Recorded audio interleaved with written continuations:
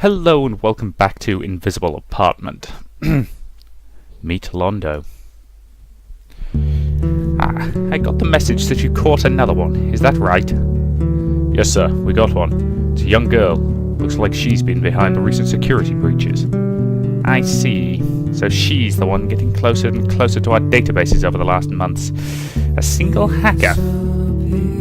She learned a lot and avoided being caught for such a long time. We can't afford to let her out. Londo looks at Casey's medical record, and he enters unknown viral disease, unclassified, high risk. This, together with some other bogus information, ensures that she's officially a sleeper. Her blood sample is infected with an artificially created virus, a product of Londo, that even when studied by experts, will keep them busy for years to come. Call Clement. Hey, how you doing? Good. Things are progressing. I have another case to report. Could you get me another sleeper cell? Another high-risk one, huh?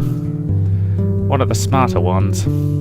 I'll start the preparations right away. Medical info will be updated in a few hours after I receive the ID.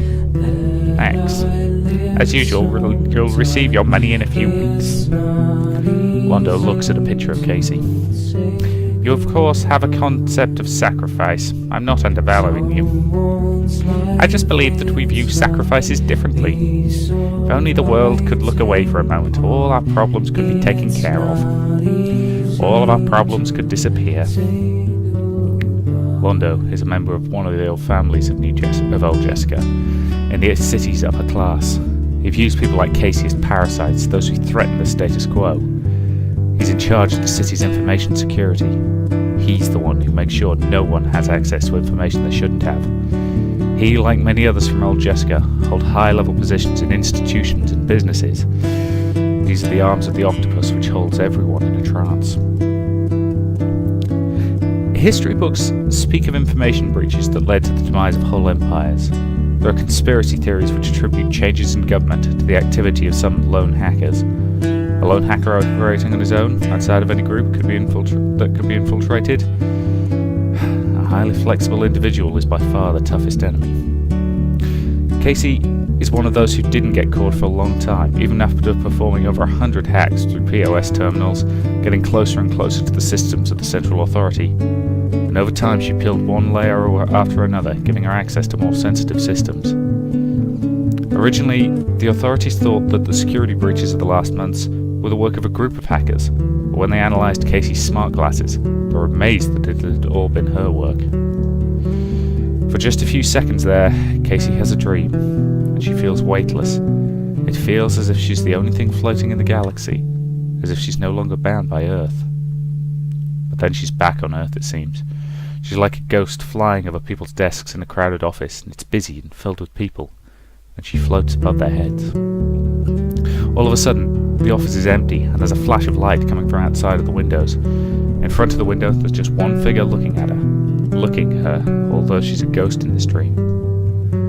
After that, she's in space again, orbiting Earth, feeling the emptiness, but something drags her back to the surface. Now she realizes that Earth has changed. There is only an abyss, and inside of it there are monsters, crawling, turning, opening their mouths. They look like giant caterpillars. Do you want the future to look like this? Casey's dream ends.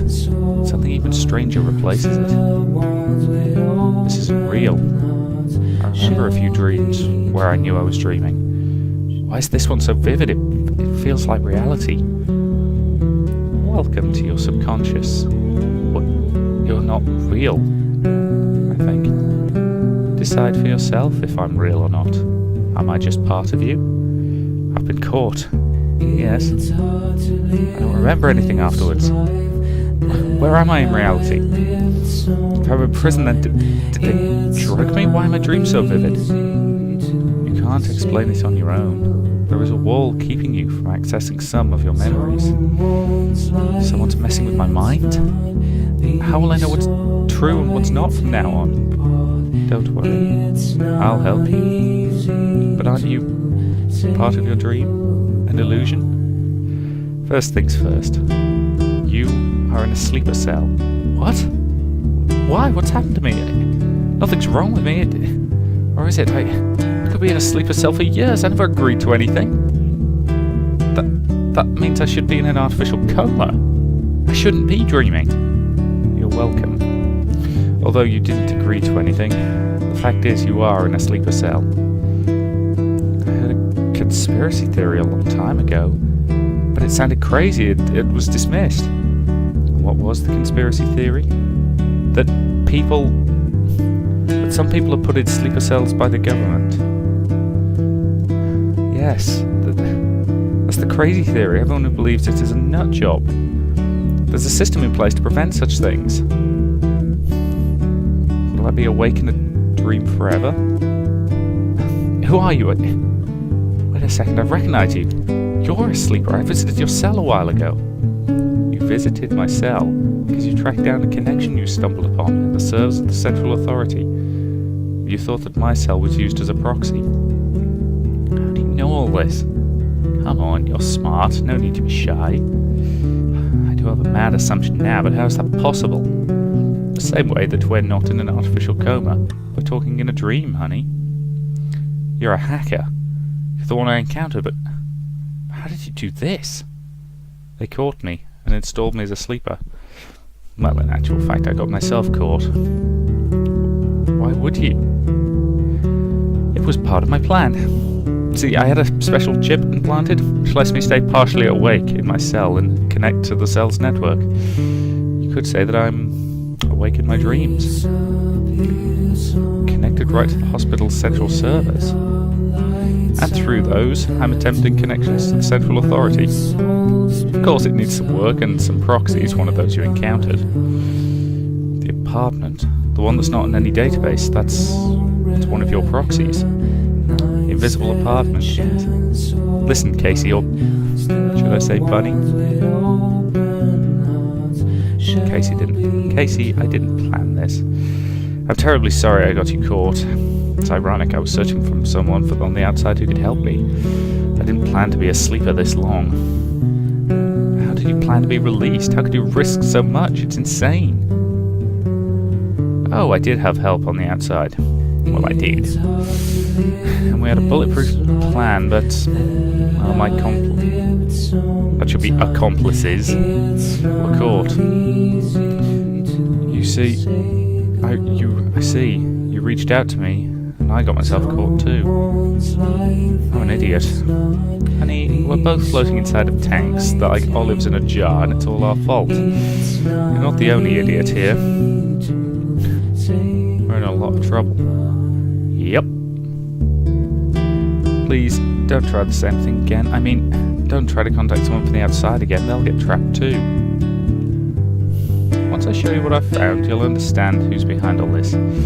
His name's Londo, and what he does goes way beyond removing people and having them be placed in sleeper cells. In fact, what the families of old Jessica are planning goes way beyond this. Casey feels a rush as there is a lot of data being fed through her subconscious. It feels like adrenaline. And then she feels like falling. Okay, this is blatantly Alex getting us out of here.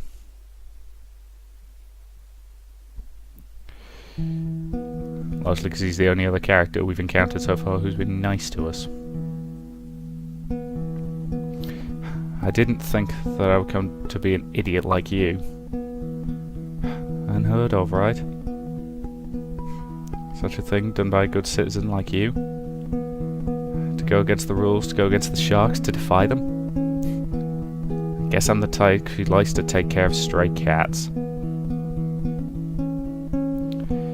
It's Bunny, not Kitty, remember? You set the bar high, Alex. Competition would have to work hard. If by competition you mean people who want to catch you.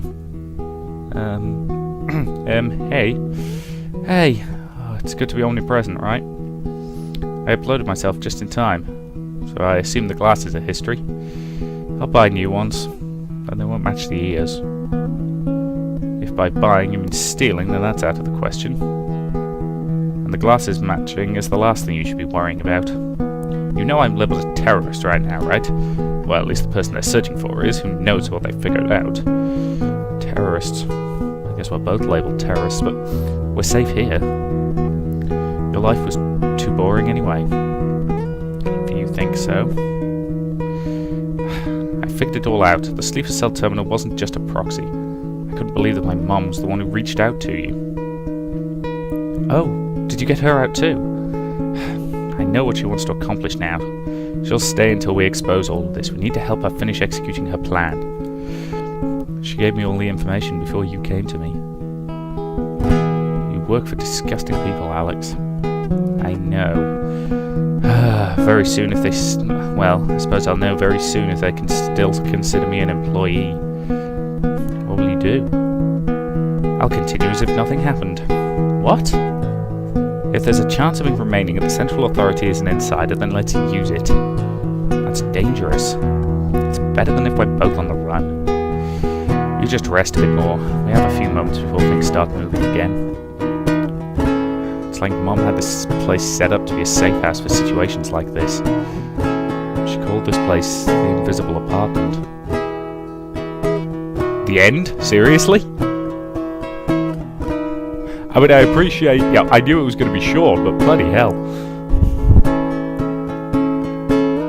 Huh.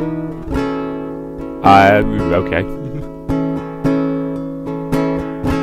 Yeah, wasn't expecting it to end quite that quickly. I appreciate the developers described this as a prologue to a longer game they're working on, but, yeah, that was abrupt. So, yeah. This is going to be an extremely short Let's Play series, I think. So I guess I will say thank you very much for watching, and I'll see you in future series.